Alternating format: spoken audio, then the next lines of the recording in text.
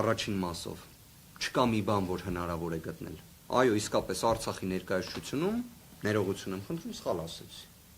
Ես այդ խիզախությունը ունեմ, կընդունեմ սխալս, Արցախի ներկայացությունում կարող էին գտնել Սամվել Կարապետյանի, եթե չեմ սխալվում, շուրջ 50 միլիոն դոլարից էլ ավել կատարած բարեգործությունները Արցախի Հանրապետությունում, որի համար 2021 թվականի հունիսի 18-ից հետախուզվում է Ադրբեջանի իշխանությունների կողմից։ Կարող էին գտնել նաև այն բարեգործությունները եւ մարդասիրական օգնությունը, որը կատարել է, որը երբեք հրապարակային չի եղել։ Դա էլ կարող է գտնեին։ Չեմ բացառում։ Բայց ավելի լավ կլիներ, որ քննիչները գնային եւ Ստեփանակերտում կատարեին քննչական գործողություն։ Մենք դատական նիստի ժամանակ այդ առաջարկը արել ենք։ Ես չեմ զարմանա, որ առաջիկայում դա էլ տեսնենք։ Իրավական փոխօգնության շրջանակներում վստահ եմ Ադրբեջանից քննիչներ կան, որոնք կարող են բազմաթիվ փաստաթղթեր տալ ընդդեմ Սամվել Կարապետյանի։ Թող իրավական փոխօգնությունով դիմեն ստանան։ Ասեն ինչի համար է Սամվել Կարապետյանը բարեգործություն արել Արցախում։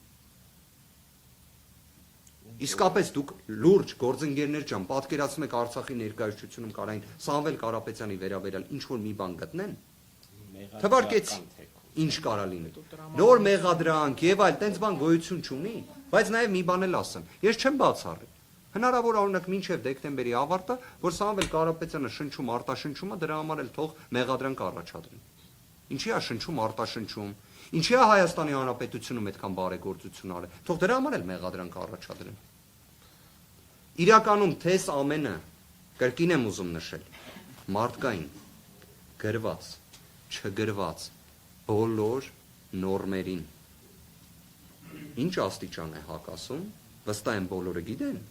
իրավասու անձինք։ Նաև այս ամենը իր հանրային հնչեղության տեսանկյունից Հայաստանի Հանրապետությունում եւ Հայաստանի Հանրապետությունից դուրս ցավով եմ ասում,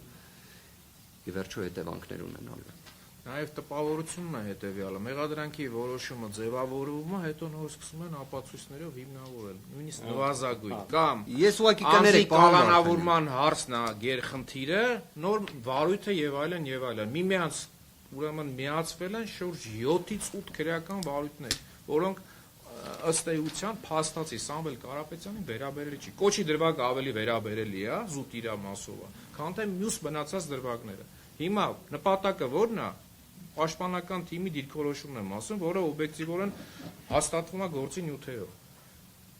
Թեման զուտ առանձնապես ծանր հանցանքի վերագրումն է, հիմնավոր կասկածի արձանագրումը, որ կարողանան Սամվել Կարապետյանին շուրջ 1 տարի կալանքի տակ գտնել։ Քննությունը կատարվում է ոչ թե մեղադրանքը հիմնավորելու, այլ